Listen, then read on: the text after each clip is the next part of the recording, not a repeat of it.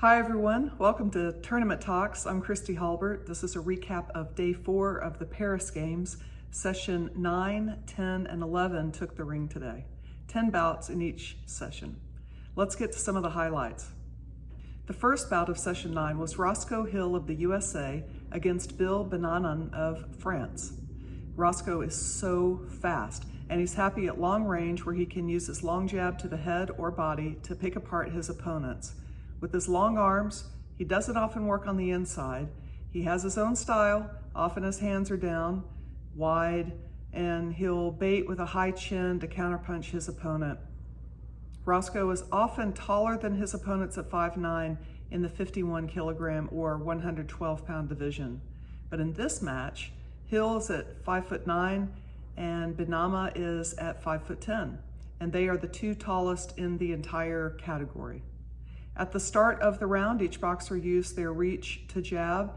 They moved so much that they took up the entire ring. Roscoe is so great with pulls and defense, and the Frenchman was giving chase quite a bit, landing his own shots. France won the round 5-0. Even though the winner of the first round is statistically more likely to win the match, it's absolutely possible to win the match from a first round deficit. And certainly Roscoe Hill has that capability. In round 2, Roscoe held his hands a bit higher, and he threw a lot of single jabs to the body. The judges scored that round 1-4 in favor of Roscoe. So going into the final round, it's a tie on 4 of the scorecards, with one judge solidifying the win for France because he gave the Frenchman the first 2 rounds. In the 10-point must scoring system, this means that Roscoe has to win over 3 of the 4 tied judges in order to win the match. He can do that with a dominant performance. Round 3 was Roscoe's strongest round. He was able to attack and re-attack, lots of straight punches, and the French boxer continued to give chase. By the last minute, both boxers had slowed considerably. The judges scored the last round 3-2 in favor of Roscoe, so technically he won on 2 of the 3 rounds. But unfortunately, this is the 10-point must scoring system, and among the 4 judges that mattered, Roscoe only won over 2 of those judges. That meant he lost the overall match 3-2. Looking at all 15 scorecards, Roscoe lost 7-8. The French boxer goes on to the quarterfinals where he'll face the Cuban that also won today. In men's 80 kilogram, the Dominican Republic boxer edged out the Chinese boxer by a final score of 29-28 on all judges' scorecards, so he won the match 5-0. China scored a knockdown in round 2, but was only able to split the judges' scores on that round. As you recall, an 8 count doesn't necessarily impact the score. The 8 count is really used for the safety of the boxers. Also in men's 80 kilogram, the match between Jordan and Croatia was decided by a tiebreaker. The judges scored the most rounds for Croatia, but he got a warning in round 2. With a lot of split scores, the final ended up being tied on 4 of the judges' scorecards, and they all voted for the Croatian in the tiebreaker. So Croatia won the match 5-0. Croatia will face Dominican Republic in the quarterfinals. In session 10, at men's 80 kilogram, the young Australian almost beat the favorite from Kazakhstan. And at women's 54 kilograms, the boxer from People's Republic of Korea impressed against Uzbekistan.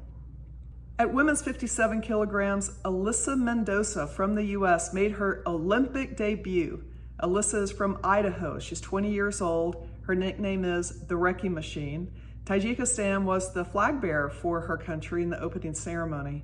In a battle of southpaws, both boxers exchanged at long, mid, and short range, throwing lots of combinations.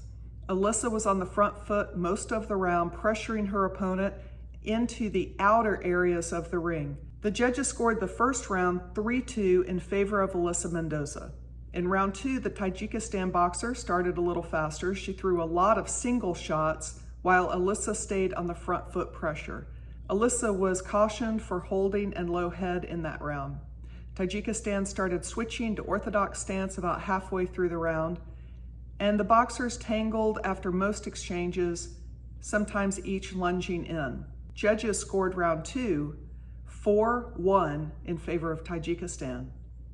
So going into the final round, Alyssa has it wrapped up with 1 judge, and Tajikistan has 2 judges. The final round then decides the match if Alyssa wins both tied cards and Tajikistan wins just 1. In round 3, both boxers started fast. They both knew the value of the 3rd round and that the entire bout was on the line.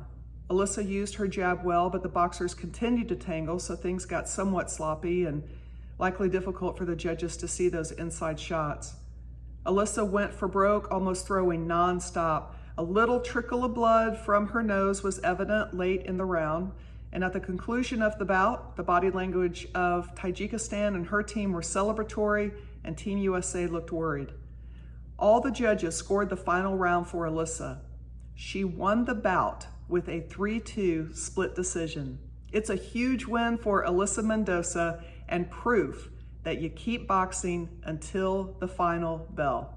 Alyssa next boxes a Brazilian on August 2nd. In the final session of the day, session 11, Cuban Arlen Lopez Cardona beat his Turkish opponent.